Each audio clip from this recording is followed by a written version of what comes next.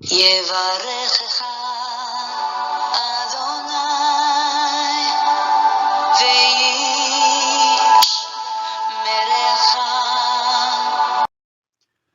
וישמרך. 바레크카 아도나이 베이시메레카.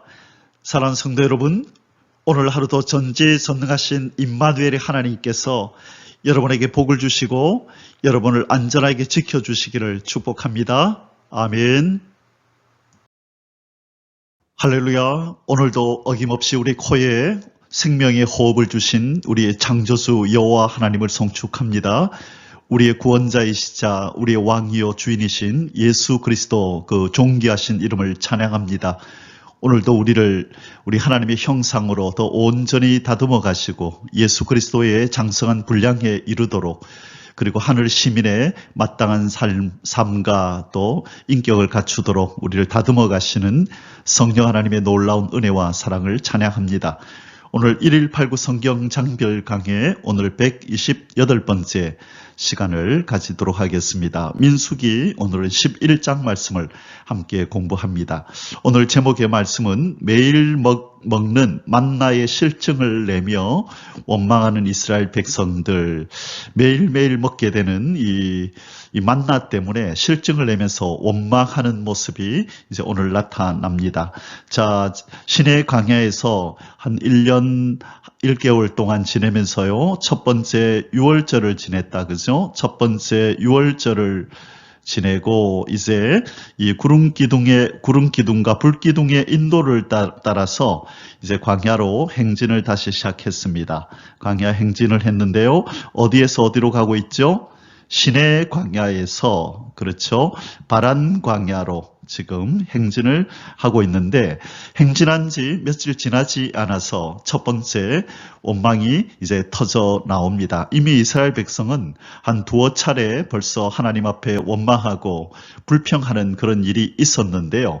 이 1차 이 원망이 언제 있었냐면, 우리 배웠던 출애굽기 15장에 가면 이 마라의 쓴물 사건 아시죠? 이 마라의 쓴물, 이 갈증이 났는데 물을 먹으려 하니까 물이 썼죠. 그때 이 모세를 통하여 하나님께서 이 쓴물을 이렇게 마실 수 있는 물로 바꾸어 주셨죠. 그래서 그 쓴물이 발견된 그곳을 그래서 마라라 불렀죠. 마라는 쓰다라는 의미였습니다.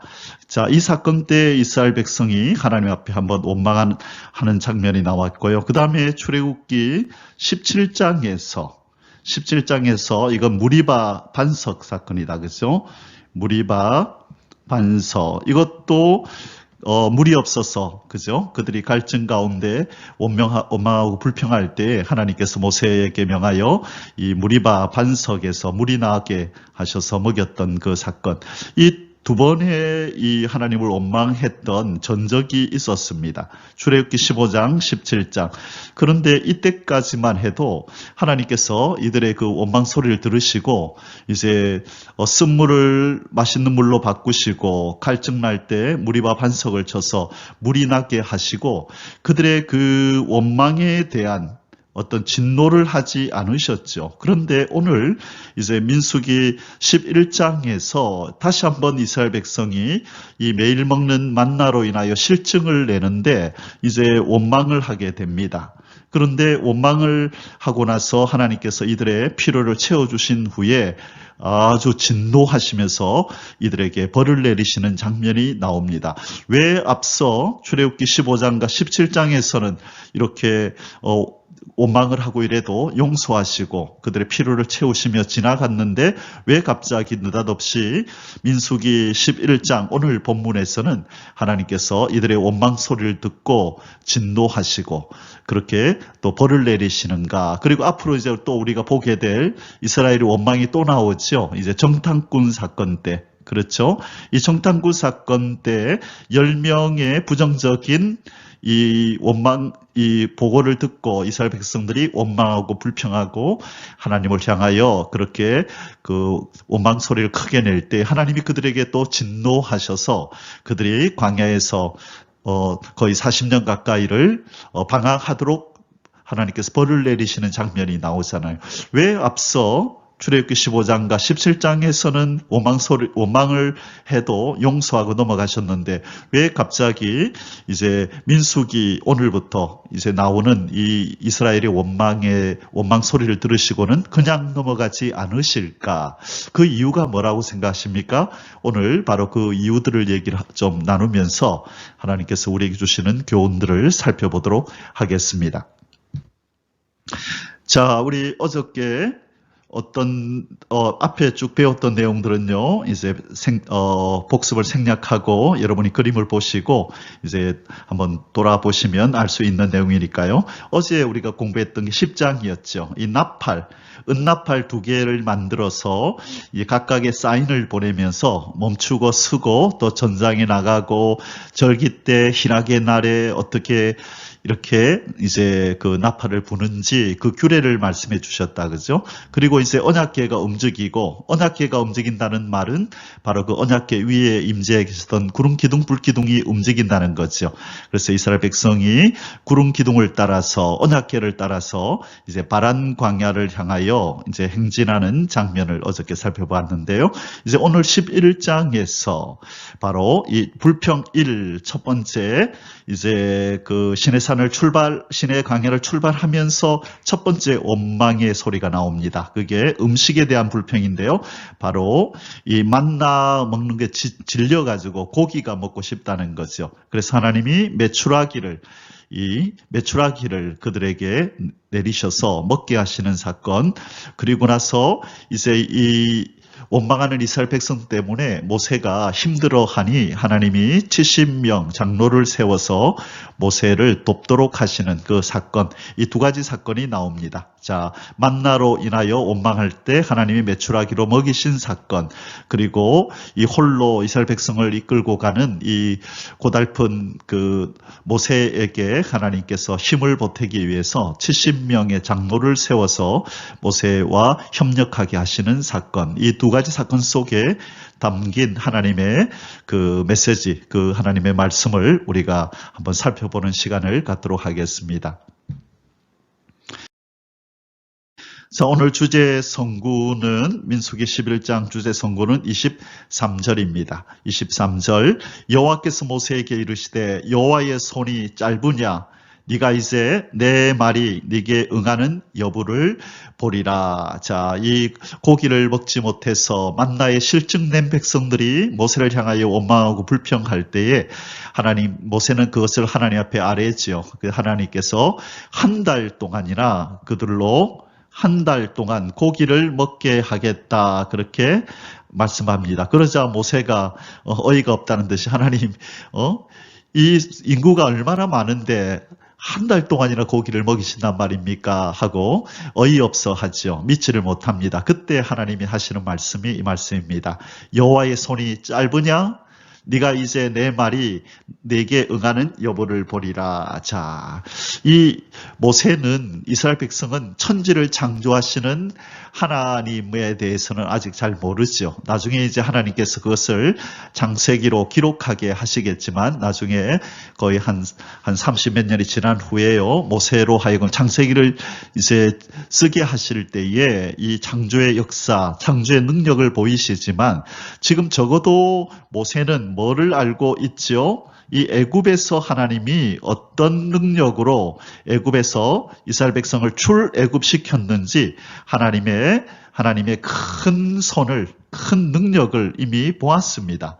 그런데 그것을 보았음에도 불구하고 하나님께서 그들에게 한 달 동안 고기를 먹이리라는 이 말씀을 믿지 못하고 콧방귀를 뀌는 모세를 향하여 하나님께서 여호와의 손이 짧아졌느냐? 네가 보지 않았느냐? 출애굽 때 그리고 홍해를 가를 때 어떻게 내가 큰 능력으로 저들을 인도해 왔는지 모르니 너도 보지 못했느냐라고 지금 책망하시는 장면입니다. 그래서 네가 이제 내 말이 너에게 응하는 여부를 보리라. 그렇게 말씀합니다. 여호와께서 언약의 하나님께서 지금 이렇게 말씀하시는 겁니다. 자, 그래서 이제 하나님은 이 약속의 말씀을 어떻게 이루시고 한 달 동안이나 이스라엘 백성들에게 고기를 먹이시는지 그 내용을, 그 능력을 오늘 살펴보게 될 것입니다.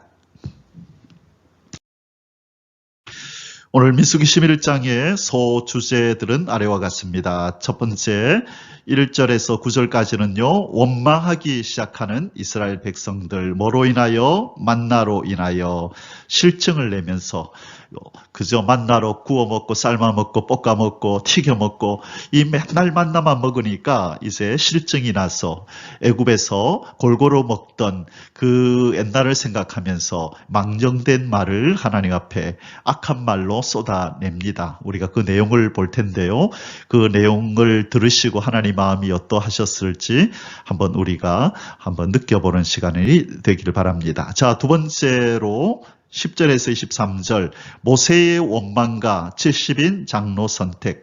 자, 이렇게 원망불평하는 이스라엘 백성들 때문에 모세도 지쳤습니다. 그래서 하나님 앞에 하나님 도저히 이들을 이끌고 못 가겠습니다. 나를 즉시 죽여주십시오. 라고 모세가 하나님을 향하여 하나님께 원망을 쏟아놓습니다. 모세도 지쳤다는 거죠. 자, 모세의 연약함, 인간의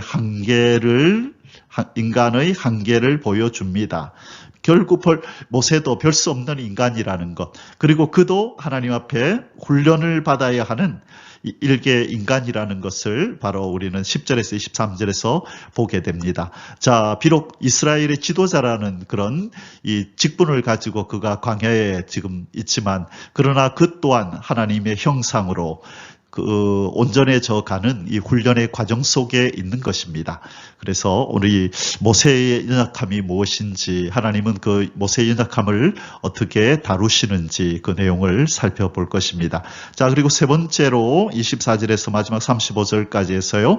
70인 장로들에게 임하는 여호와의 영과, 자, 70인을 뽑아오라 그랬죠. 자, 그들에게 여호와의 영이 임합니다. 모세에게 임했던 그 영이 이 70인 장로들에게도 임하는데요. 그리고 나서 이제 이스라엘 백성들에게 하나님이 약속하신 이 고기를 먹이시는데, 바로 메추라기를 먹이시는데, 어디서 이 메추라기를 이렇게 이렇게 가지고 와서 얼마나 많이 먹였는지 그 내용이 구체적으로 나옵니다.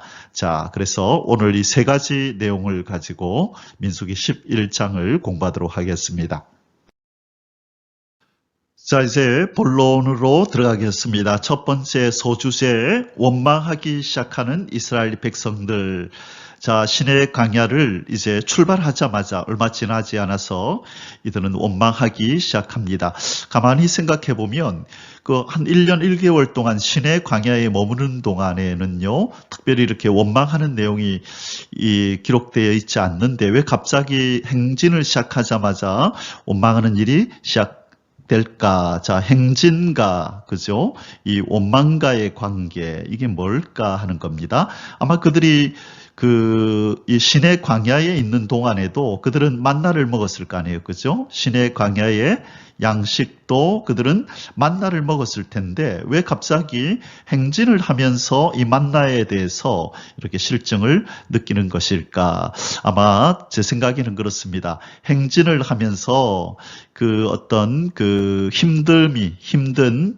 힘든 이 상황이 가중돼서 그런 것 아닌가. 그렇죠? 이제 행진을 해야 되니까 이 떼약볕을 이렇게 또 비록 구름 기둥이 이렇게 위에서 이렇게 막아주지만 그 힘든 행진을 하면서, 그런데다가 먹는 것까지도 계속 만나를 먹어야 되고 하니까 멈춰 있을 동안에는 이 만나에 대해서 그렇게 심각하게 생각하지 않았는데, 행진을 계속하면서도 만나만 먹으니 아마 그들의 마음에서 불평이 쏟아져 나온 것이 아닌가, 그렇게 생각이 듭니다. 자, 이 부분에 성경에서는 말하고 있지 않기 때문에 우리가 단정할 수는 없지만, 그러나 왜 갑자기 행진을 시작하면서 늘 먹던 만나를 가지고 이렇게 원망할까 생각할 때 드는 어떤 이유가 상황이 힘들어져서 그런 거 아닌가라는 생각이 드는 것입니다. 자, 이제 본문으로 들어가 보겠습니다. 자, 1번. 다베라에서 악한 말로 여호와 하나님께 원망하기 시작하는 이스라엘 백성들. 자, 다베라라는 이 지명은 이후에, 바로 이 사건 이후에 나온 이제 붙여진 이름입니다. 지역 이름입니다. 이곳에서 여호와의 불이 그들 중에 붙은 까닭이라. 그래, 이것이 바로 다베라는 뜻이거든요. 그래서 다베라라고 하는 이 말의 뜻은 뭐냐면 이 불이 붙게 되었다는 뜻이에요. 자, 다베라는 불이 타오르게 하다. 자, 무엇이요? 불이 타오르게 하다라는 뜻을 가진 이 히브리어 단어가 바로 다베라라는 것입니다. 자, 그래서 이 여호와의 불, 여호와의 진노의 불이 타오르도록 만든 장소가 바로 다베라라. 그래서 이 다베라라는 장소는 바로 이 사건 이후에 붙여진 이 지명이라 그렇게 생각하면 됩니다. 자, 1절에서 3절 읽어보겠습니다. 여호와께서 들으시기에 백성이 악한 말로 원망하며. 여기에 백성이 어떤 말로 원망했다고요? 악한 말로 원망했답니다. 아주 하나님 보실 때 원망 어린, 그죠? 아주 듣기 거북한 이런 말들을 쏟아낸 것을 의미하겠죠. 자, 이 악한 말로 원망하며 여호와께서 들으시고 진노하사 여호와의 불을 그들 중에 붙여서 진영 끝 을 사르게 하심에. 자, 여기에 이제 중요한 내용들이 나오네요. 자, 하나님께서 이 이스라엘 백성들이 악한 말로 원망하는 소리를 하나님께서 들으셨다라고 말씀합니다. 우리 하나님께서 눈에 보이는 이런 형태로 존재하시는 것은 아니지만, 그러나 누구보다도 가까이서 더 정확하게 우리의 심장, 폐부와 우리 생각까지도 다 읽으시고 아시잖아요. 그래서 오늘 여기에서도 1절에서도 여호와께서 들으셨다라고 말씀을 합니다.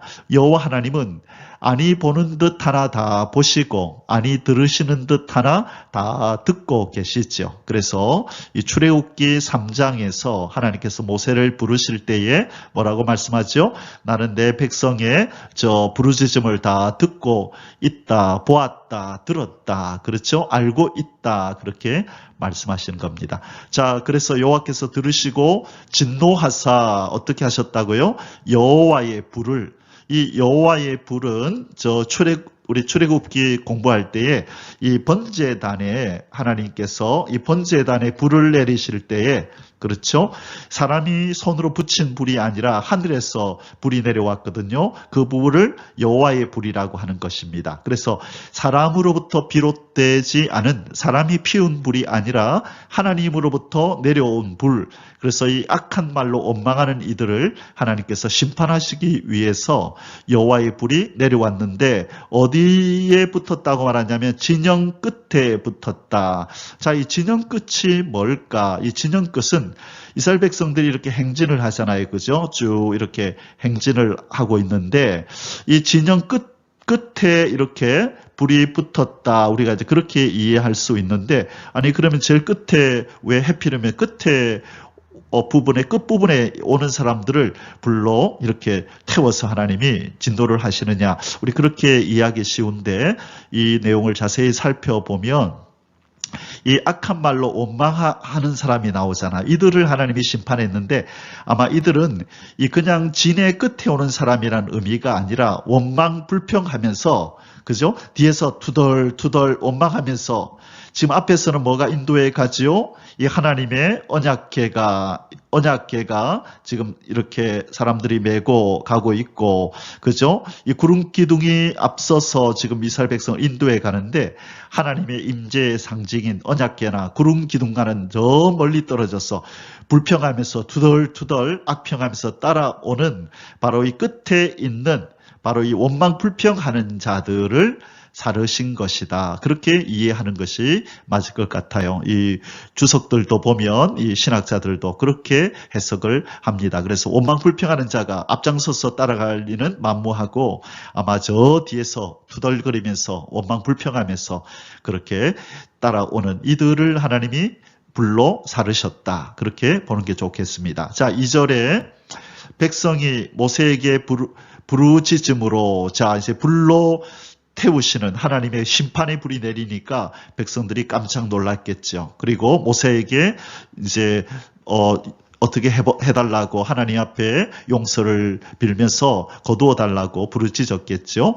그러자 모세가 여호와께 기도하니 불이 꺼졌더라. 그곳 이름을 다베라라 불렀으니 이는 여호와의 불이 그들 중에 붙은 까닭이었더라. 자, 하나님께서 이제부터는 아주 직접적으로 바로 즉시 하나님의 진노를 쏟아내기 시작합니다. 자, 그러면 아까 앞에서 제가 질문했던 왜 이때까지 이 출애굽기 앞부분에서 말이에요. 그죠? 그 15장과 17장에서 이 원망할 만한 원망을 두 번이나 했었다 그랬잖아요. 그죠? 17장과 또 이 15장, 그랬죠. 15장과 17장에서 원망할 때는 그냥 하나님이 넘어가시고 그들의 피를 채워주셨는데 왜 갑자기 이제 민수기부터는 이렇게 진노하시고 바로 심판을 내리시고 그럴까요?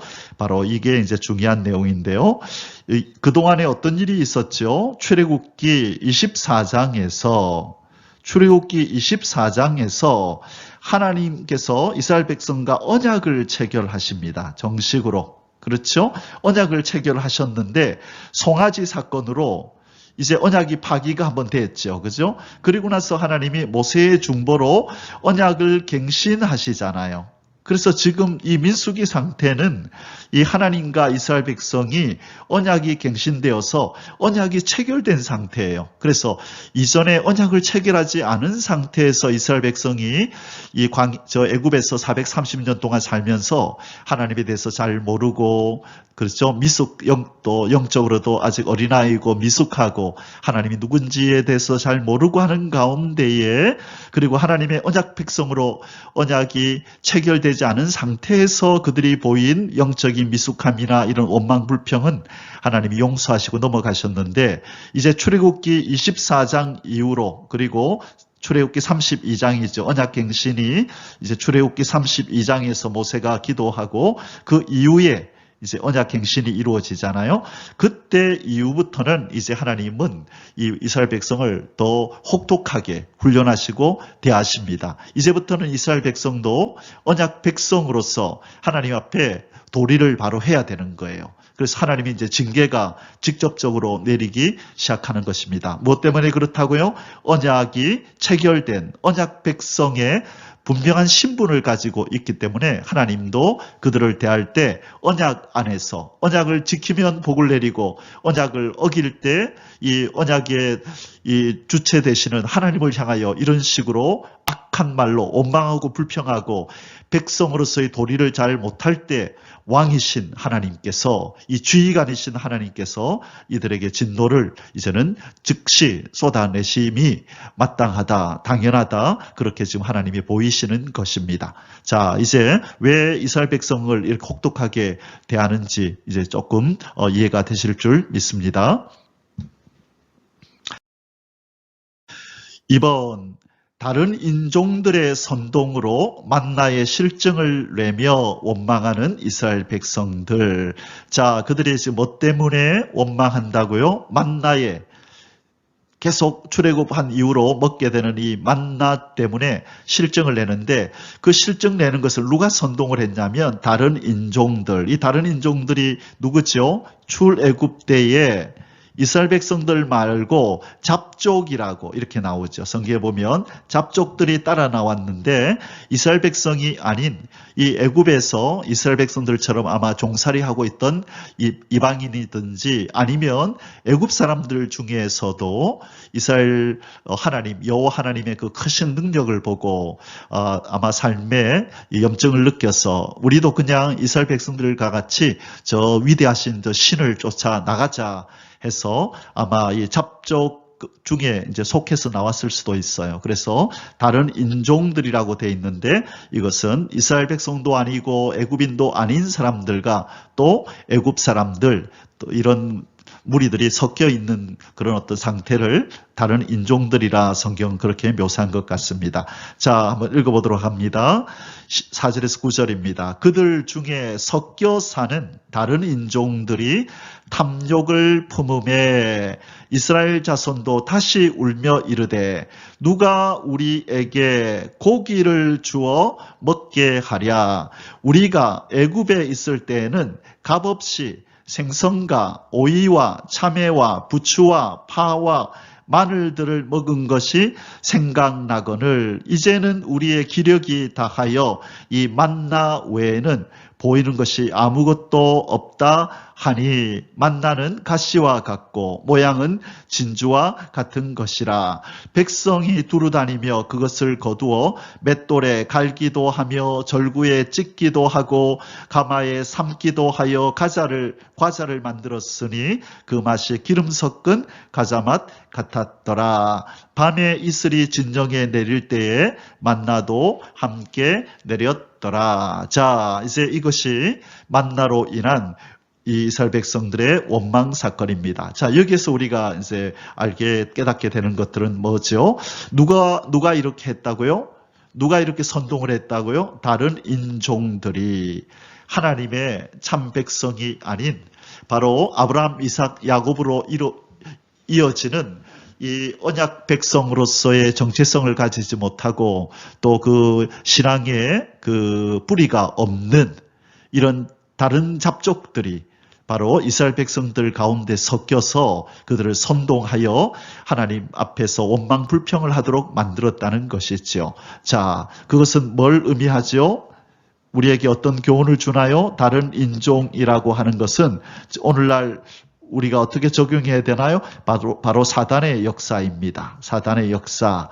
이 하나님의 백성이 아닌 이 세상에 속한 인간들, 이 사탄이 주관하는 이 인간들이 하나님의 백성들을 뒤흔들고 유혹하고 미혹하고 해서 하나님 앞에 원망하고 불평하고 떨어져 나오도록 하는 바로 그런 일을 한다는 거예요. 다른 인종들이 그랬듯이 사단의 지배를 받는 이 세상의 인생들이 바로 하나님의 백성된 우리에게 그렇게 이 비슷한 일을 행한다는 것 우리는 기억해야 된다는 것입니다. 자, 그들이 어떤 죄를 범하게 만들었다고요?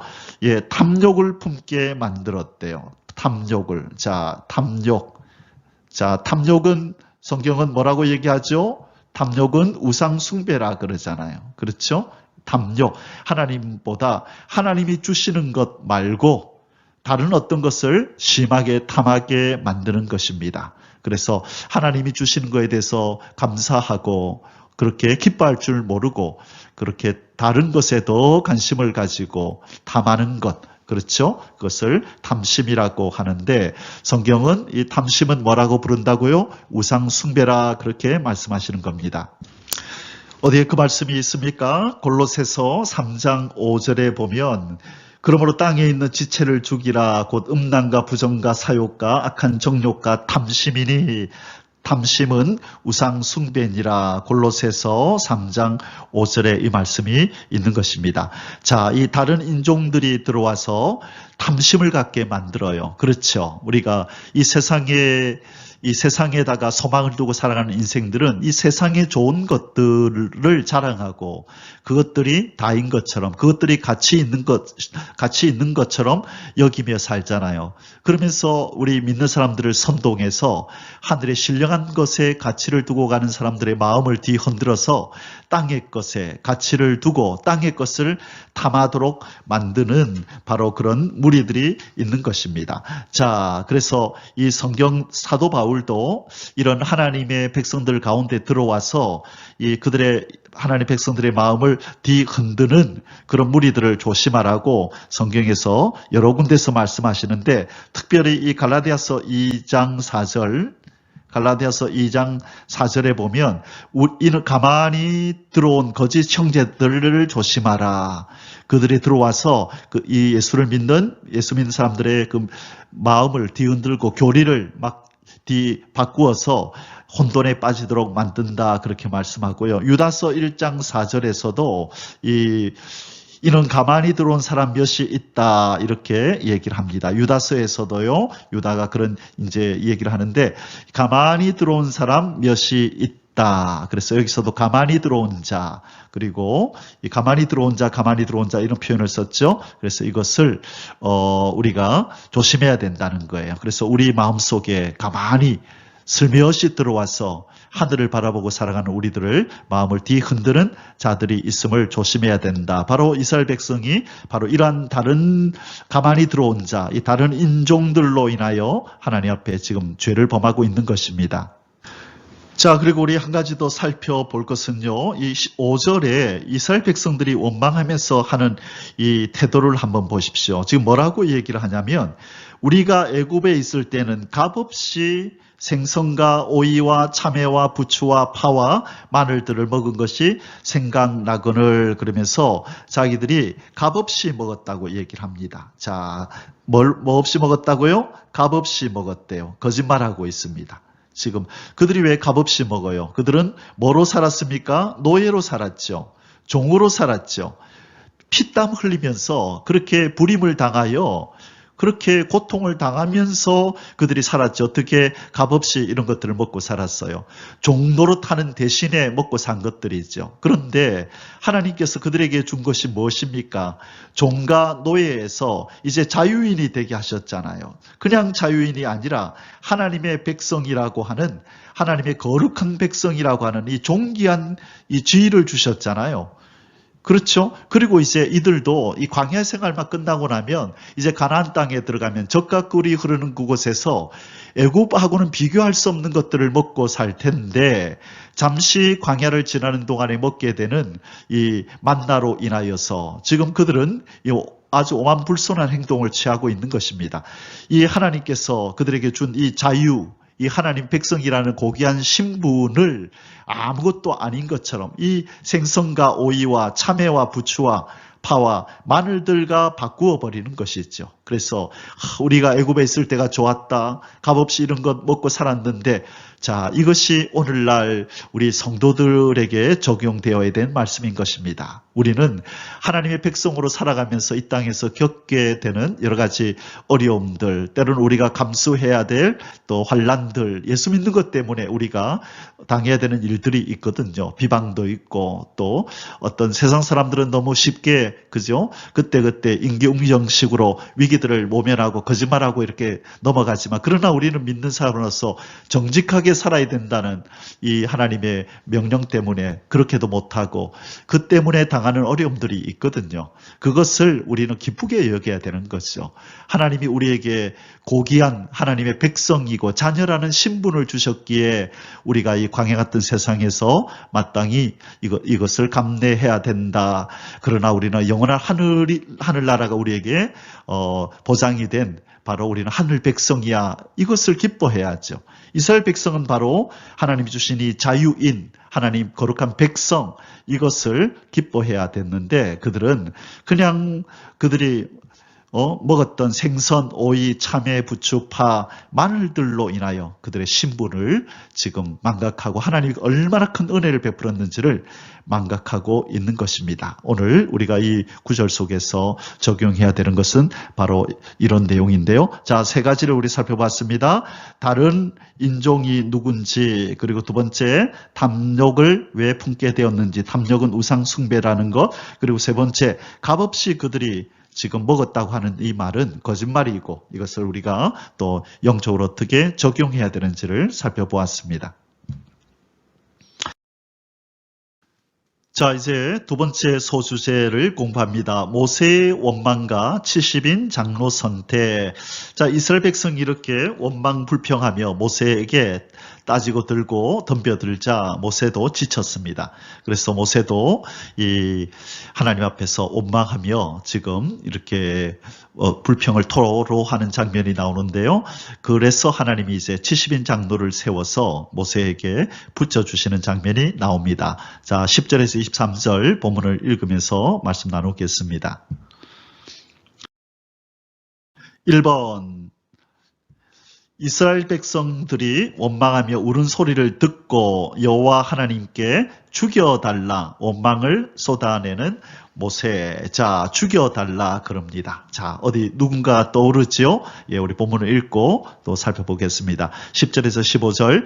백성의 온 종족들이 각기 자기 장막문에서 우는 것을 모세가 들으니라. 모세가 가만히 보니까 자기 장막문, 이스라엘 백성들이, 그죠? 이 남자만, 20세 이상으로 된 남자만 60만 명이었잖아요. 그죠? 60만 3,550명. 그러니까 그 적어도 가정을 가진 사람들이 그렇게 많았다고 볼 수도 있겠죠. 근데 그 장막 문 앞에 다 나와가지고 지금 울고 있는 것을 모세가 봤으니 억장이 무너졌겠죠. 참 말로 표현할 수 없는 그 서글픔이 모세에게 막 밀려왔을 겁니다. 참 그들이 모세에게 감사해도, 그죠? 모세가 이 고달픔을 이길까 말까 하는데 지금 모세를 향하여 원망하는 것과 똑같지요. 그렇죠? 당신이 왜 우리를 이곳에 데려와가지고 우리를 이렇게 힘들게 하느냐 그 말이죠. 이러므로 여호와의 진노가 심히 크고 모세도 기뻐하지 아니하여. 지금 하나님이 이미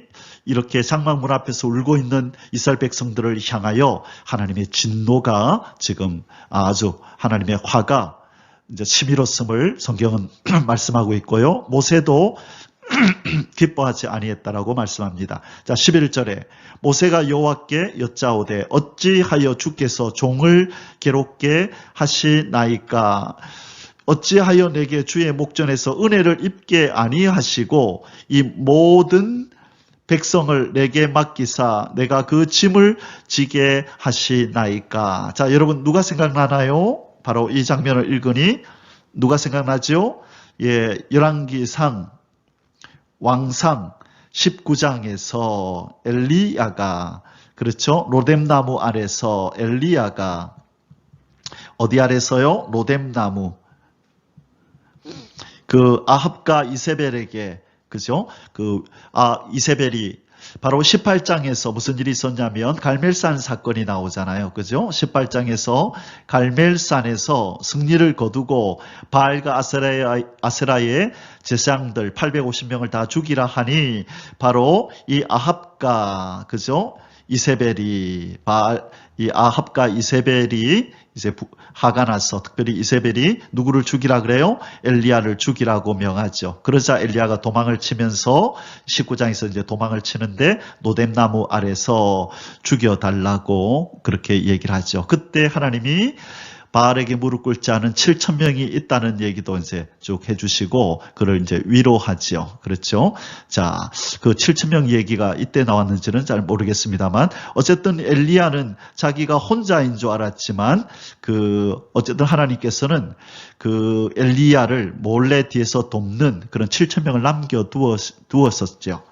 자, 지금 이제 모세가 비슷한 지금 어떤 상황을 맞이했습니다. 아무도 자기를 도와주는 사람 없는 것 같고, 홀로 있는 것 같은, 모든 이 무거운 짐을 홀로 지고 가는 것 같은. 그래서 지금 하나님도 앞에서 그렇게 말하잖아요. 지금 그 11절에서 모세가 여호와께 여짜오되 어찌하여 주께서 종을 괴롭게 하시나이까? 어찌하여 내게 주의 목전에서 은혜를 입게 아니하시고, 은혜를 안 줬다는 거예요. 하나님이 은혜를 베풀었죠. 그래서 이날까지 모세가 이곳까지 오도록 얼마나 많은 은혜를 베풀었는데, 모세도 지금 인간의 연약함을 드러내면서 하나님이 자기에게 은혜를 입히지 않았다고 지금 원망합니다. 이 모든 백성을 내게 맡기사 내가 그 짐을 지게 하시나이까? 아니죠. 하나님이 지금 인도에 가시고 하나님이 기르시고 먹이시고 인도에 가시는 거지요. 이 지금 모세는 대리 지도자로서 그냥 하나님과 백성들 사이에 서 있는 거죠. 자기가 짐을 지는 것이 아니죠. 바로 지금 이 모세가 훈련되지 못했음이 여기에 나오는 겁니다. 아직까지 이 모세도 평탄할 때는 하나님의 말씀을 잘 듣고 따라가는 것 같지만, 그도 오해를 받고 또 어려운 상황에 만나니 인간의 한계를 드러내는 것입니다. 자, 12절에 이 모든 백성을 내가 배웠나이까? 내가 그들을 낳았나이까? 어찌 주께서 내가 양육하는 아버지가 젖 먹는 아이를 품듯 그들을 품에 품고 주께서 그들의 열조에게 맹세하신 땅으로 가라 하시나이까? 그렇죠? 지금 이게 이제 모세의 참 원망 어린 지금 토로입니다. 내가 쟤들을 배웠습니까? 내 자식입니까? 내가 낳았나요? 내가 왜 저들을 품고 그 맹세하신 땅으로 제가 데리고 가야 합니까? 라고 지금 원망을 쏟아냅니다. 자, 이 모세는 지금 몰라요. 이 자기의 사명이 이스라엘 백성을 데리고 가나안으로 가는 것이 자기의 사명인 줄 알지만 지금 모세는 뭘 모르고 있죠? 모세야, 너도 지금 훈련 중에 있단다. 너도 지금 이스라엘 백성들처럼 훈련 중에 있어. 나는 너를 다듬어서 더 나를 닮은 그런 존재로 내가 너를 지금 훈련하고 있단다. 모세는 그걸 모르는 거예요. 자기가 지도자로서 지금 이 자리에 서 있는 줄 알지 훈련병으로서 하나님의 손에 다듬어지고 있다는 것을 그는 미처 몰랐던 거죠. 그러나 하나님은 모세가 알았든지 몰랐든지 간에 이렇게 다듬으시고 다듬으셔서 엘리야를 다듬으셨듯이 모세를 다듬으셔서 훌륭한 하나님의 사람으로 만들어내시는 겁니다. 그래서 우리는 이 엘리야와 모세, 하나님의 손에 의해서 다듬어진 이 엘리야와 모세를 어디서 다시 만나게 되냐면요. 신약의 누가복음 9장 29절에서 33절에 보면 어떤 장면이 나오죠? 변화산 사건이 나오잖아요. 예수님이 변화산에서 이렇게 변화되는 모습이 나오죠. 그때 누가 내려와 있었나요? 그 옆에 성경 읽어보면 이렇게 되어 있습니다. 누가복음 9장 29절 기도하실 때 용모가 변화되고 그 옷이 휘어져 광채가 나더라. 문득 두 사람이 예수와 함께 말하니 이는 누구와 누구다? 모세와 엘리야라. 영광 중에 나타나서 영광 중에 나타난대요. 이 모세와 엘리야도 영광 중에 나타난대요. 장차 예수께서 예루살렘에서 별세하실 것을 말할새 베드로와 및 함께 있는 자들이 깊이 졸다가 온전히 깨어나 예수의 영광과 및 함께 선 두 사람을 보더니 자, 그 사람이 누구라고요? 모세와 엘리야. 영광 중에 나타났다는 거예요. 어떻게 그들이 영광 중에 나타날 수 있었어요? 이런 혹독한 훈련을 받았기 때문에 그런 거예요. 그래서 이제 그 뒤에 보면 베드로가 이렇게 말하죠. 주여, 하나는 우리가 초막셋을 지어서 하나는 주를 위하여, 하나는 모세를 위하여, 하나는 엘리야를 위하여 하사이다. 이렇게 얘기하는 장면이 나오죠. 사랑하는 성도 여러분, 이 훈련이 없이는 성숙이 없고 진보가 없습니다.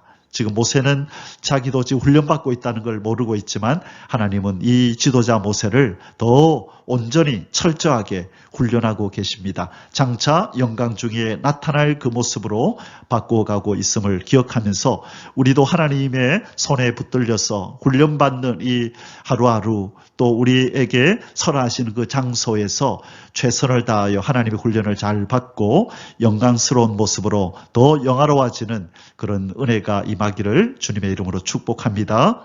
아멘. 자, 우리 뒷부분 마저 보겠습니다. 자, 이스라엘 백성들 지금 이스라엘 백성들이 원망함이 우는 소리를 듣고 여호와 하나님께 즉시 죽여달라 원망을 쏟아내는 모세의 모습 뒷부분에 우리 맞아 있습니다. 이 모든 백성에게 줄 고기를 내가 어디서 얻으리이까? 지금 백성들은 나에게 고기 내놓으라고 얘기하는데 내가 어디서 얻으리이까? 그들이 나를 향하여 울며 이르되 우리에게 고기를 주어 먹게 하라. 우리에게 고기를 주어 먹게 하라 하온즉 책임이 심히 중하여 나 혼자는 이 모든 백성을 감당할 수 없나이다. 주께서 내게 이같이 행하실진대 구하옵나니 내게 은혜를 베푸사 즉시 나를 죽여 내가 고난당함을 내가 보지 않게 하옵소서. 자, 얼마나 고달팠으면 즉시 나를 죽여주십시오. 여러분 이런 고백해 보신 적 있습니까? 저도 하나님을 믿고 하나님을 섬기면서도 참 많이 이런 생각들을 했던 기억들이 있습니다. 참 할 수만 있으면 그냥 이 순간에 그냥 생이 끝났으면 하고 그렇게 하나님 죽여달라고 그냥 데려가 달라고 울부짖었던 때들이 참 많이 있었음을 기억합니다. 그러나 하나님께서는 그것을 통과하게 하시죠. 지나고 나니 그 모든 것들이 훈련이었구나. 하나님을 더 신뢰하고 어떤 방법으로 하나님이 저를 이끌어내시는지, 구원해내시는지, 공급하시는지를 많이 경험하라는 거예요. 자, 즉시 나를 죽여주소서라고 하는 이 환경은 지금 뭘 경험하는 거죠? 이 하나님의 크심과 하나님의 신실하심과 하나님의 공급하심, 이 모든 것들을 경험해 보라는 거예요. 그래서 하나님이 얼마나 사랑이 많으신 분인지 그것을 경험하고 나중에 하늘나라에서 만나자. 이 땅에서 많이 하나님을 경험하고 그래서 알고 경험하고 그래서 알고 나중에 또 하나님을 많이 닮고 이 닮은 모습으로 경험하여 알고 닮은 모습으로 하나님을 만나라는 거예요. 자, 그래서 저와 여러분에게 주시는 모든 환난의 순간순간들을 하나님의 훈련이라 여기며 잘 통과하시고 저 아름답게 변모될 그 날을, 희망찬 날을 기다리면서 잘 통과하시기를 주님의 이름으로 축복합니다. 아멘. 자, 두 번째로 이번 모세의 원망 어린 기도를 들으시고 노인 중에서 백성의 장로와 지도자가 될 만한 70명을 선출해 장막 앞으로 데리고 오라고 명하시는 여호와 하나님. 자, 하나님의 그 대책은 무엇이었습니까? 이 모세의 이 고달픈 원망 어린 기도를 들으시고 하나님이 모세를 책망하거나 왜 이렇게 믿음이 없느냐라고 그를 꾸짖거나 하지 않으시고 쓰신 방법이 뭐지요? 그에게 동역자를 붙여주시려고 하는 겁니다. 자, 70인 장로는 바로 모세의 동역자였습니다. 동역자, 짐을 나누어 질 수 있도록 하나님께서 동역자를 붙여주십니다. 자, 16절에서 17절 여호와께서 모세에게 이르시되 이스라엘 노인 중에 나이가 넉넉히 들고 또 인생도 많이 경험하고 지혜도 있고 그런 사람 중에서 네가 알기로 백성의 장로와 지도자가 될 만한 지도자가 될 만한 그런 70명을 모아 내게로 데리고 와 회막에 이르러 거기서 너와 함께 서게 하라. 자, 누가 뽑아오지요? 모세가 가서 70명을 뽑아오라고 얘기를 합니다.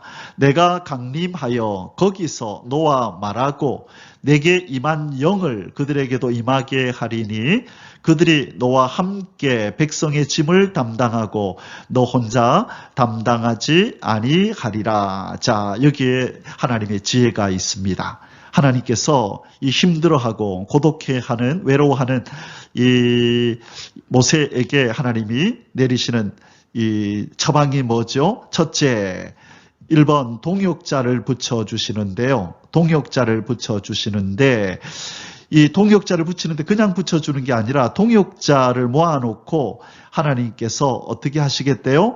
강림해서 17절에서 그랬죠? 내가 강림하여 거기가 어디예요? 동역자들이 모여있는 거기서 너와 말하겠다.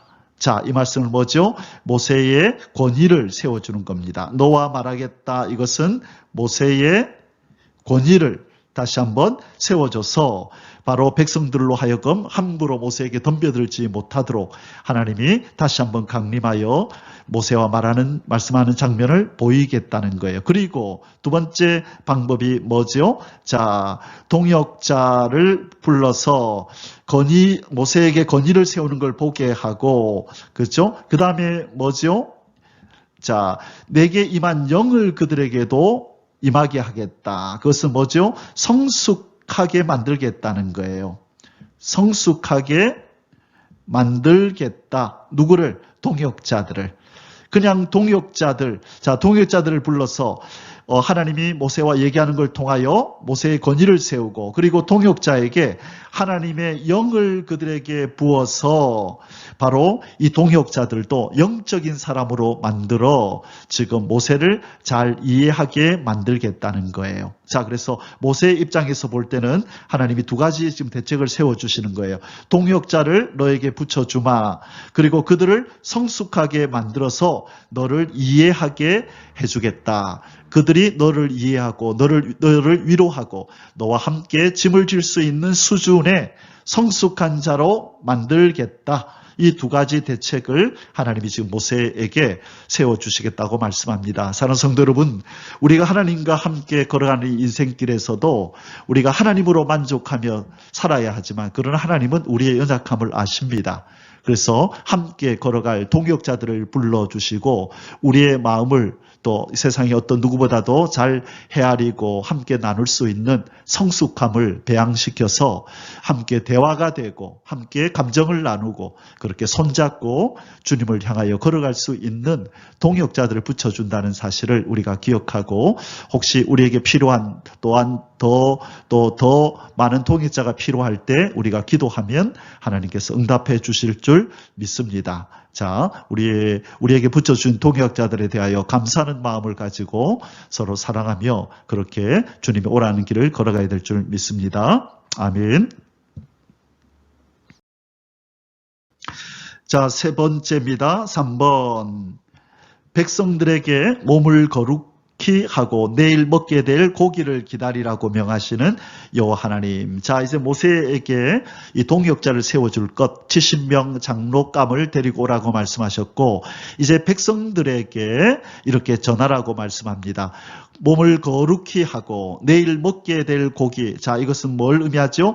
하나님이 내일 큰 역사를 하나님의 크신 역사가 나타날 거라는 거예요.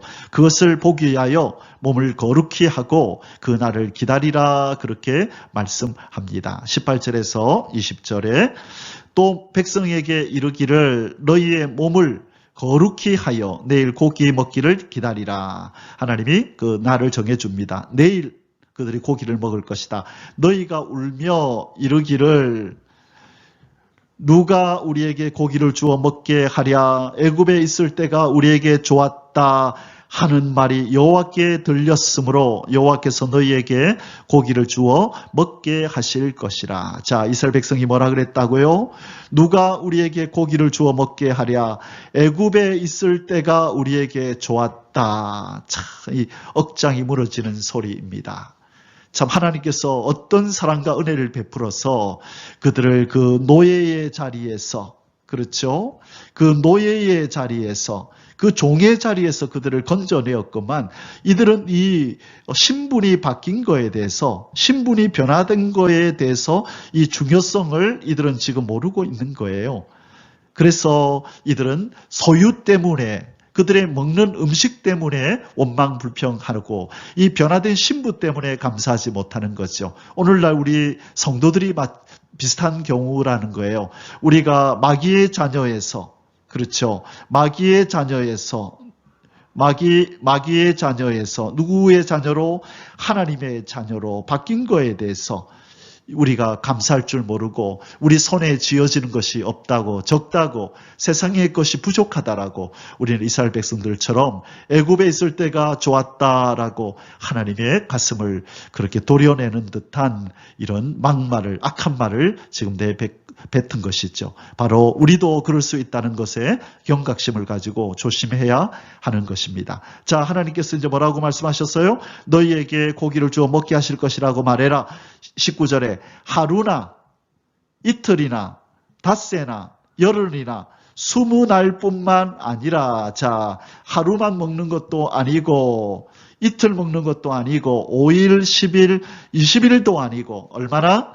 냄새도 싫어하기까지 한 달 동안, 며칠 동안? 30일 동안, 한 달 동안 30일 동안 먹게 하리니 이는 너희가 너희 중에 계시는 여호와를 멸시하고 그 앞에서 울며 이르기를 우리가 어찌하여 애굽에서 나왔던가 함이라. 자, 하나님께서 30일 동안 고기를 내일부터 이제 먹게 하시겠답니다. 자, 모세도 참 믿기 어려운 말이죠. 그렇죠? 자, 여기서 이제 우리는 중요한 교훈을 또 얻게 되는데요. 우리 다음 9절에서 그 내용을 좀 깊이 다뤄보도록 하겠습니다.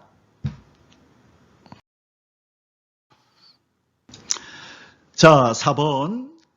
한 달 동안 이스라엘 백성들에게 고기를 먹게 하시겠다는 여호와 하나님의 말씀을 의심하는 모세. 참 모세가 들어도 어이없는 말씀을 하시거든요. 그 광야에서 그 먹을 것 없는 그 광야에서 고기를 한 달 동안이나, 그것도 이스라엘 백성이 얼마나 많아요. 그죠? 장정만 60만 3,550이었는데 거기에다가 또 자녀들, 부인, 노인들 다 합치면은 거의 300만에서 거의 400만 가까이나 되는 이 사람들이 어떻게 한 달 동안이나 먹을 수 있는 고기가 광야에서 생긴다는 말인가? 아무리 생각해도, 모세가 생각해도 이해가 안 되는 거죠. 자, 이제 뭐라고 모세가 반응하는지 한번 보겠습니다. 21절에서 23절에 모세가 이르되 나와 함께 있는 이 백성의 보행자가 60만 명이 온대. 이제 남자만 대략 이렇게 말한 거겠죠. 주의 말씀이 한 달 동안, 이 30일 동안 고기를 주어 먹게 하겠다 하시오니 그들을 위하여 양떼와 소떼를 잡은들 조카오며 바다의 모든 고기를 모은들 조카오리까. 자, 물음표 10개는 찍어야 되겠다. 그죠? 어떻게 그것이 가능합니까, 하나님? 그때 하나님이 뭐라고 말씀하세요? 여호와께서 모세에게 이르시되 여호와의 손이 짧으냐? 네가 이제 내 말이 네게 응하는 여부를 보리라. 하나님의 크신 능력을 보이시겠답니다. 어떤 하나님? 창조의 하나님. 창조의 하나님. 이 봐라. 없는 가운데서 있게 하시는 하나님. 그렇죠? 그리고 있는 데서 더 있게 하시는 오병이어의 하나님. 오병이어의 하나님께서 이제는 능력을 보이시겠다고 말씀하시는 겁니다. 이 모세는 바로 애굽에서 하나님이 보이셨던, 그리고 모세를 부를 때에 하나님이 행하셨던 그 기적과 이적들, 그리고 특별히 10가지 재앙을 통하여 그 크고 광대한 애굽을 치시던 크시고 광대하신 하나님의 그 능력을 그는 늘 묵상했어야만 했습니다. 그럴 때에, 그리고 홍해를 가르시던 그 하나님, 길이 없는 가운데서 바다 밑에서 길을 만들어내시던 그 하나님을 좀 더 깊이 묵상했더라면 이 하나님의 말씀을 이렇게 부정하고 의심하지는 않았을 텐데, 그렇죠?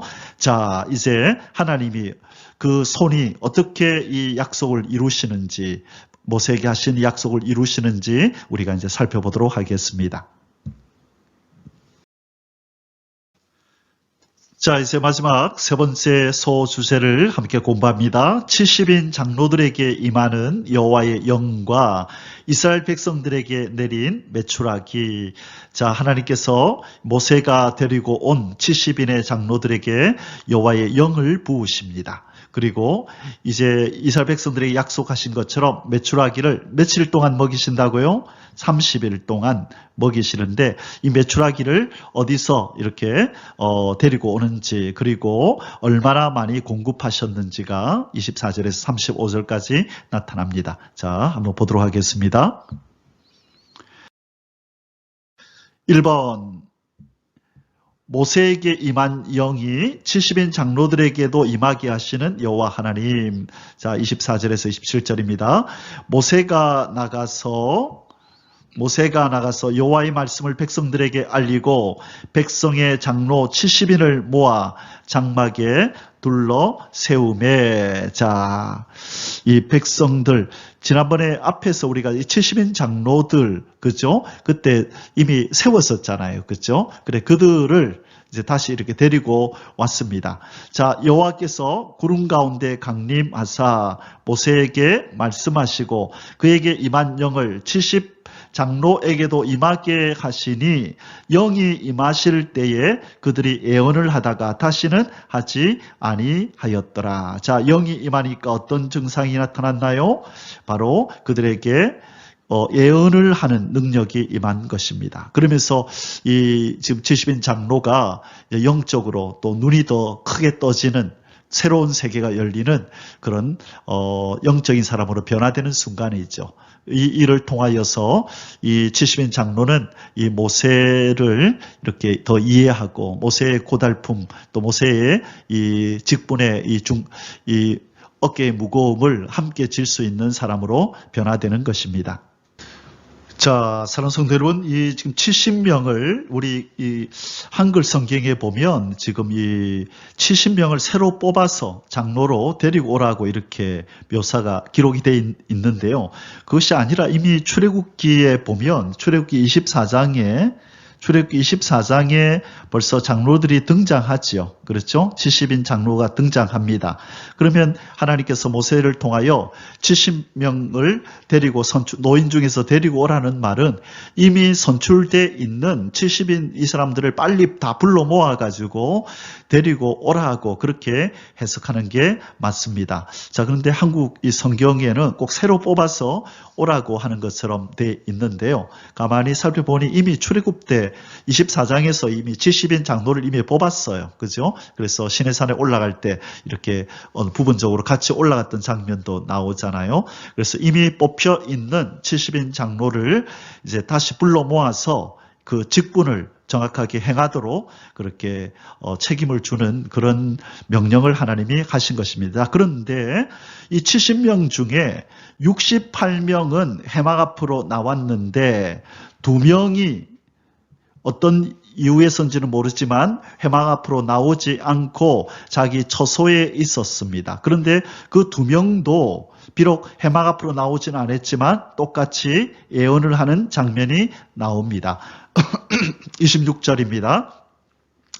그 기명된 자 중 엘다시라 하는 자와 메다시라 하는 자 이 두 사람이 진영에 머물고 장막에 나아가지 아니하였으나 그들에게도 영이 임하였으므로 진영에서 예언한지라. 한 소년이 달려와서 모세에게 전하여 이르되 엘닷과 메닷이 진중에서 예언하나이다 하매. 자, 어떤 연유에서 나오지 않았는지, 몸이 아파서 나오지 않았는지 그것은 모르지만 어쨌든 하나님께서 이 70 장로들 중에 속하게 한 엘닷과 메닷에게도 동일하게 하나님의 영을 부어서 그들도 예언을 하는 자로 삼았다는 거예요. 그래서 이 70인 전체가 하나가 되어서 모세를 도울 수 있는 동역자로 일할 수 있도록 하나님께서 해주신 것을 말씀합니다. 자, 이제 이 사실을 어떤 한 소년이 달려와서 모세에게 이 엘닷과 메닷 두 사람이 비록 이곳에 오지는 않았지만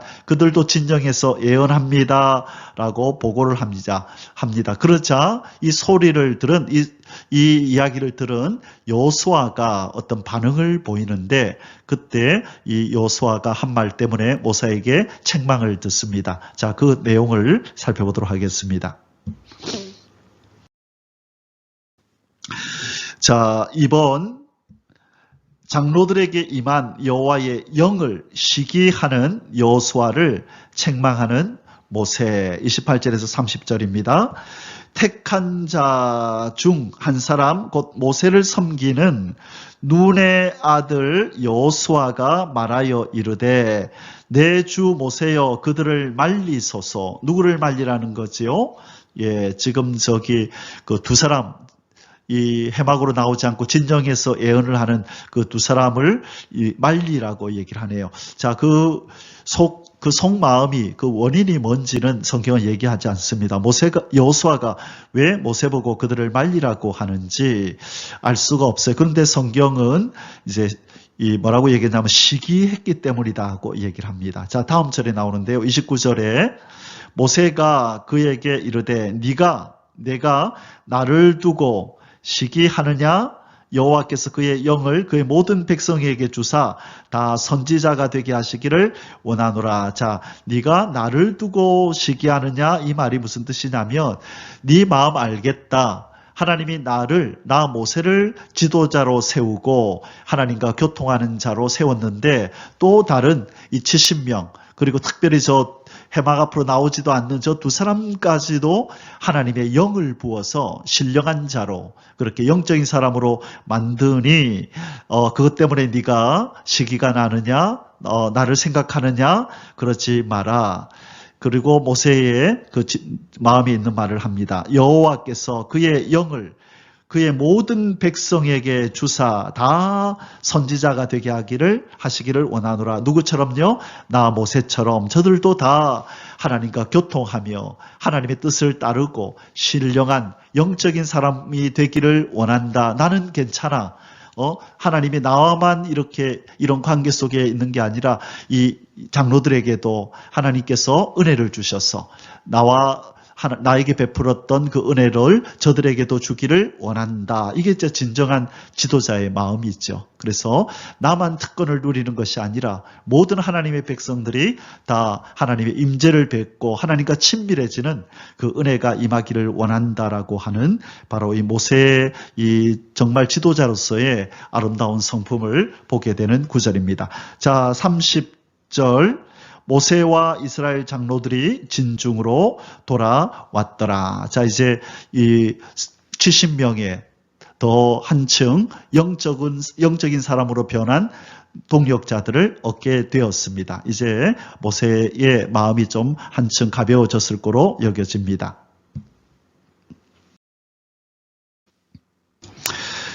자, 3번. 바람으로 바다에서부터 메추라기를 몰아 진영에 있는 이스라엘 백성들을 먹이시고 진노하사 큰 재앙으로 치시는 여호와 하나님. 자, 하나님께서 메추라기를 이렇게 몰아오시는데 바람으로 몰아오셨다라고 말씀합니다. 자, 성경을 읽고 설명하겠습니다. 31절에서 35절에 바람이 여호와에게서 나와 바다에서부터 메추라기를 몰아 진영 곁 이쪽 저쪽 곧 진영 사방으로 각기 하룻길 되는 지면 위 2규빗쯤에 내리게 한지라. 백성이 일어나 그날 종일 종야와 그 이튿날 종일토록, 그러니까 이틀 동안이나 거두었네요. 자, 2일 동안 이 메추라기를 거뒀네요. 자, 그런데 그것이 어떻게 왔다고요? 바람이 불었대요. 하나님께서 여호와의 바람, 하나님의 바람이 불어오게 해서 바다에서부터 메추라기를 몰아오셨다는 거예요. 자, 그런데 이번 이 메추라기 사건이 이날이 처음이 아니죠. 어디에 한번 이 메추라기를 몰아서 이스라엘 백성들로 먹이게 하셨던 사건이 나왔습니까? 출애굽기 16장 이 1절 이하에 보면 이 시내 광야에서 이 시내 신광야라고 부르기도 하고 시내 광야라고 하죠. 그렇죠. 1년 전에 한번 이스라엘 백성들에게 바로 이 메추라기를 몰아서 먹이신 사건이 있습니다. 1년 전에요.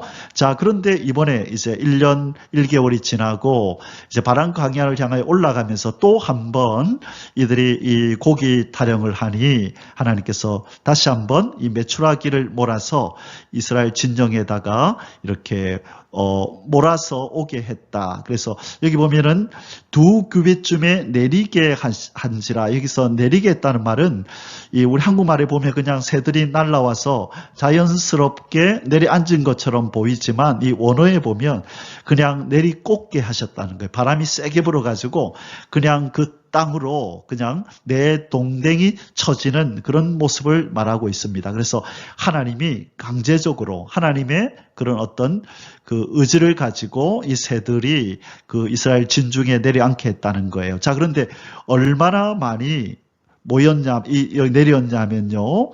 이제 각기 하룻길 되는 지면이 한참 아주 넓은 지역에 2규빗쯤에 내리게 했대요. 자, 한 규빗은 길이가 얼만큼 되죠? 한 규빗은 45에서 50cm잖아요. 그러면 우리가 짧게 잡아서 45를 잡으면 1규빗에 2규빗이니까 90cm가 쌓인 거고, 만일 50으로 잡는다면 1m, 그렇죠? 이제 100cm니까 1m 높이로 이 메추라기가 쌓였다는 거예요. 여러분 1m, 90cm에서 1m면 이 얼마나, 그죠? 이 높아요. 그죠? 이렇게 지면에, 그것도 하룻길 되는 지면에 하루를 걸어가야 될 정도로 이 넓은 지면에 이 메추라기가 90cm에서 1m 정도로 쌓였다는 거죠. 그래서 이틀 동안이나 이스라엘 백성들이 나가서 메추라기를 모아서 얼마나 먹을 수 있는 양을 모았다고요? 하나님이 며칠 동안 먹이겠다 그랬어요. 30일 동안.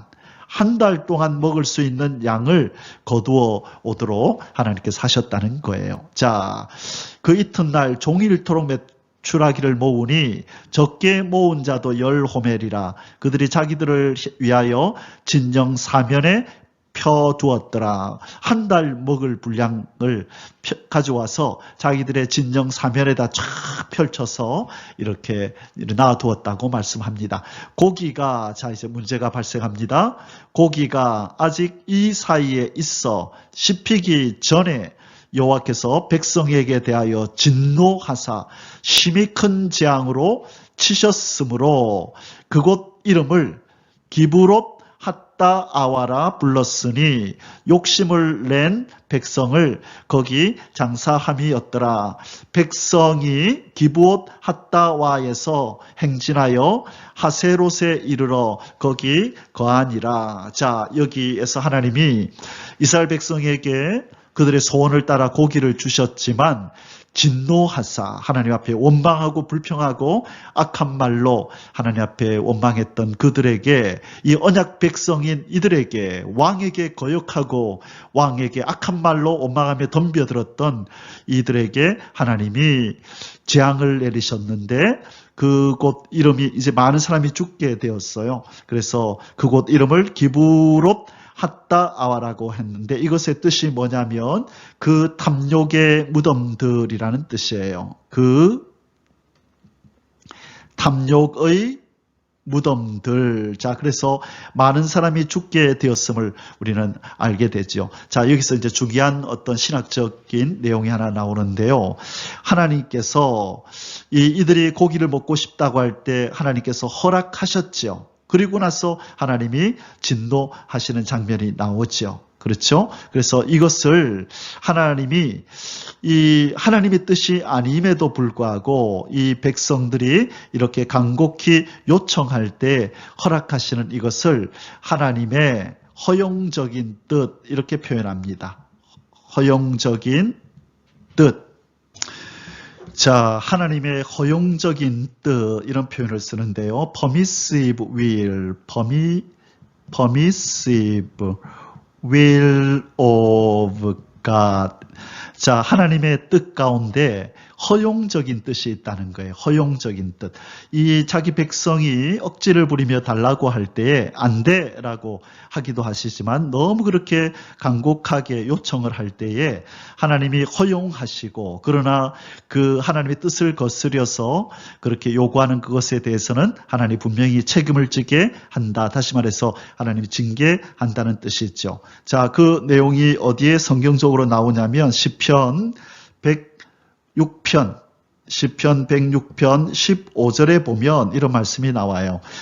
그러므로 여호와께서는 그들이 요구하는 것을 그들에게 주셨을지라도 그들의 영혼은 쇠약하게 하셨도다. 쇠약하게 하셨도다. 자, 허락하셨지만 그들의 영혼을 쇠약하게 하셨다. 이 장면이 나와요. 이 구절이 나오는데 이것이 바로 하나님의 허용적인 뜻이에요. 이 어머니가 예를 들면 그 가스불 위에서 후라이를 한다고 이 후라이팬에서 계란을 굽는데 자꾸 이 어린 꼬마 애가 딸이 엄마 내가 할래 자꾸 그렇게 얘기하는 거예요. 안 돼, 이거 뜨거워, 잘못하면 뒤어.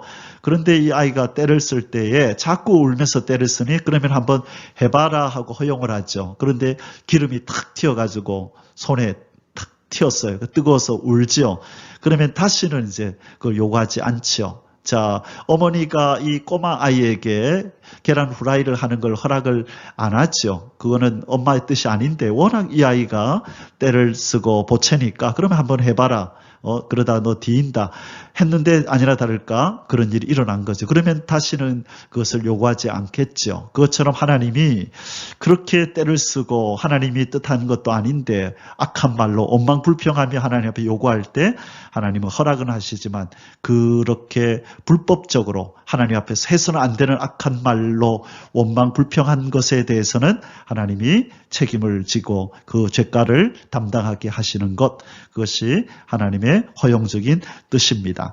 자, 우리가 이 구절을 넘어가기 전에 우리 한 구절을 더 참고로 보자면요. 하나님이 얼마나 많은 이 메추라기들을 내리셨는가에 대해서 이 시편 78편 26절에 보면 아주 상세하게 이 부분이 나와요. 자, 어디에 나온다고요? 시편 76편 26절에서 29절까지 보면요.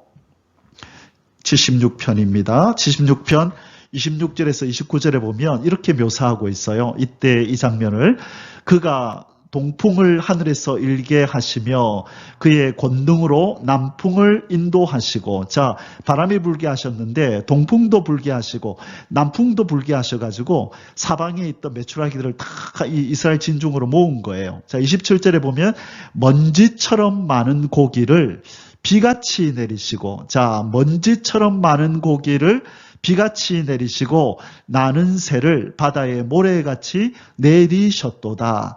그가 그것들을 그들의 진중에 떨어지게 하사 그들의 거처에 두르셨으므로 그들이 먹고 심히 배불렀나니 하나님이 그들의 원대로 그들에게 주셨도다. 그러나 그들이 그들의 욕심을 버리지 아니하며 그들의 먹을 것이 아직 그들의 입에 있을 때에 하나님이 그들에게 노염을 나타내사 그들 중 강한 자를 죽이시며 이스라엘의 청년을 쳐 엎드러 들이셨도다. 자, 30절까지 읽었습니다. 여기에 보니까 하나님이 얼마나 많은 메추라기들을 내렸는지, 먼지처럼 비같이 내리게 하셨다. 바다에 모래같이 내리게 하셨다. 그러나 그것이 그들의 입 사이에, 이 사이에 있어 씹히기 전에, 33절이죠. 씹히기 전에 그들을 향하여 진노하사 치셨다는 말씀도 나옵니다. 거기에 바로 기브롯 핫다 아와라고 하는 무덤이 생겼네요. 그 탐욕의 무덤들. 자, 그래서 우리가 이 하나님이 원하지 않는 것, 하나님이 내게 주시지 않은 것은 뭔가 이유가 있어서 그렇지라고 생각해야 되는데 욕심을 내서 하나님의 뜻을 거스리면서 그렇게 악한 말로 원망불평을 쏟아내서는 안 된다. 하나님이 허용적인 뜻을 사용하실 때 있지만 가능하면 이런 일이 우리에게 일어나서는 안 된다라는 것을 알려주는 이 교훈적인 말씀입니다. 자, 여기 사진을 하나 올려놓았습니다. 뭐를 지금 묘사하고 있냐면 시편 78편 26절에서 30절 말씀에 이 시편 내용이 시편 내용을 묘사하고 있는 사진 같아요. 이 먼지처럼 많은 이 새를 뭐처럼 내리겠다? 비같이 내리게 하셨다. 그리고 바다에 모래같이 내리게 하셨다. 많이 내렸다는 거죠. 바다에 모래같이 그렇게 표현을 하고 있습니다. 자, 그래서 하나님께서 이스라엘 백성의 그 요구를 크신 팔로, 여호와의 팔이 짧아졌느냐 모세가 의심할 때 하나님이 그 표현을 쓰셨죠. 우리의 하나님, 천지를 창조하신 여호와 하나님은 언제나 크신 팔과 크신 능력으로 자기 백성을 돌보신다는 것을 기억하고 하나님의 그 공급하심에 만족하며 범사에 감사하며 살아갈 때에 우리는 필요를 따라 하나님이 채우심을 우리 경험하게 될 줄 믿습니다. 항상 감사함으로 하나님 앞에 아뢰야지 악한 말로 그렇게 원망불평하면서 기도해서는 안 된다는 것을 오늘 이 본문을 통해서 우리에게 말씀해 주셨습니다. 자, 이제 이 지도를 보고 결론을 내리겠습니다. 지금 이스라엘 백성이 어디에 있나요? 여기 시내산에서 출발해가지고 3일 길을 걸어 올라가고 있습니다. 그렇죠? 그래서 바란 광야 여기에 왔는데요. 여기 어느 부분에서 지금 일어난 사건입니다. 자, 지금 여기까지 왔습니다. 이전에는 여기가 출애굽 경로라고 여기였었는데 새롭게 그죠? 추정된 출애굽의 경로가 밝혀졌는데 바로 홍해 광야길을 지나서 내려와서 여기 어디서 이렇게 건너서 지금 여기에 시내산이 있고 여기에서 1년 한 1개월을 있다가 바람광야 여기가 가나안이거든요. 이쪽을 향하여 지금 올라가고 있다는 것입니다. 그래서 바람광야 이 부분에 지금 이스라엘이 있다. 자, 이 그림을 통하여 이해하시면 되겠습니다. 이제 오늘 민수기 11장의 결론의 말씀을 맺겠습니다. 여호와의 손이 짧으냐, 여호와의 손이 짧으냐, 짧아졌느냐, 내 말이 응하는 여부를 보리라. 자, 뭐라 그랬죠? 한 달 동안, 30일 동안, 그렇죠? 30일 동안 고기를 먹게 되리라. 자, 이 말, 하나님의 이 말씀이 응하는 여부를 보리라. 그 말씀이죠. 민수기 11장 23절에 여호와께서 모세에게 이르시되 여호와의 손이 짧으냐? 네가 이제 내 말이 내게 응하는 여부를 보리라. 자, 아까 모세가 뭐라 그랬어요? 이들이 지금 60만 명인데 장정만 그렇죠? 그렇죠? 그래서 이들이 양떼나 소떼를 다 가져온들, 바다의 고기를 다 합편들, 이 많은 사람들이 먹을 수 있겠습니까? 할 때 하나님이 하시는 말씀이에요. 여호와의 손이 짧으냐? 너는 내 손의 능력을 아직도 못 믿겠니? 하면서 전능하신 여호와께서 바로 이 크신 능력으로 이 메추라기를 이렇게 몰아서 이스라엘 진중에 1m 가까이나 되는 하루를 걸어가야 되는 이 넓은 지역에다가 그렇게 내리게 하셔서 30일 동안 먹게 하신 전지전능하신 하나님께서, 살아계신 여호와께서 우리의 아버지시고 우리를 이렇게 날개 품에 품으시고 이 광야길을 인도해 가시는 줄을 믿습니다. 보이지 않는다고 안 계신 것이 아니라 어떤 누구보다도 친밀하게 또 사랑과 애정을 가지고 우리를 품고 이 광야길을 걸어가고 계신 줄 믿습니다. 우리 여호와 하나님은 우리를 보시고 우리의 기도를 들으시고 그리고 우리를 건져내실 줄 믿습니다. 그리고 우리의 모든 필요를 공급하실 줄 믿습니다. 바로 여호와 하나님, 언약의 하나님께서 우리에게 약속하신 이 모든 일들을 반드시 이루셔서 하나님의 나라에 안전하게 들어가게 하실 줄 믿습니다. 여호와 하나님, 크신 편팔로 우리를 인도하시는 하나님, 오늘 깊이 묵상하며 더 깊은 신앙의 세계로 들어가는 저와 여러분이 되시기를 주님의 이름으로 간절히 축복하며 기원합니다. 아멘. יברכך